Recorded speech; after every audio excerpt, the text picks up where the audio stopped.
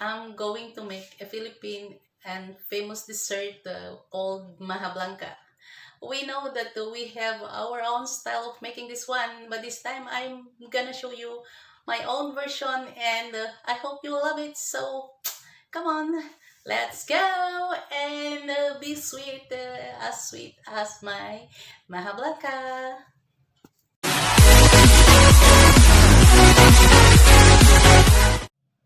So guys, it's time to reveal the secret of my soft and delicious and sweet Maja Blanca. These are the ingredients we're going to use.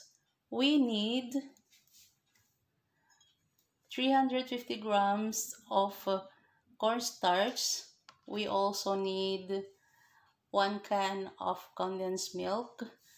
And then we also need 500 grams of sugar, 1 can of whole kernel corn, 1 can of coconut milk, okay, around 400 ml, and we need some water later. I'm gonna show you later, guys, how we put the water.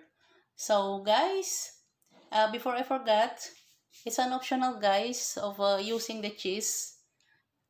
If you want to use the cheese and or not, it's up to you, because after we cook the Maja Blanca, and we can put some shredded cheese or grated cheese on the top. Hey guys, this is a very simple and very easy step. Let's just mix all the ingredients together. Okay, coconut milk, and then sugar, condensed milk,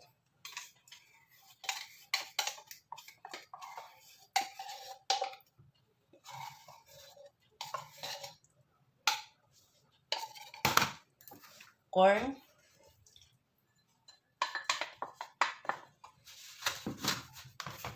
cornstarch, and then water. So we should use this one, guys, to measure the water. This can contains around 400 ml, so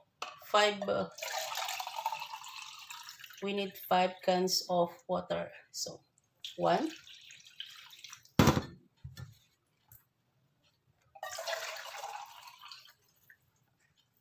2, 3,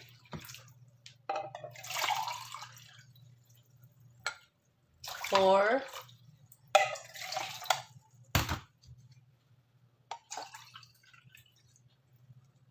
and 5. So let's mix it together to dissolve the cornstarch and to incorporate all the ingredients. Who teach me how to make this one when I was still working in Macau, my chef. Yan, in Installation restaurant in Macau, year 2005. So between you guys, that was long time. Incorporated together. Yan. Now it's time to turn on the stove. Make sure, guys, that you turn on your stove in a medium fire.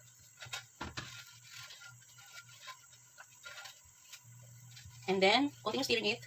Don't stop. This is how you make a very good and very delicious Maja Blanca. What we call patience. Yeah. So we should have the patience to do this one.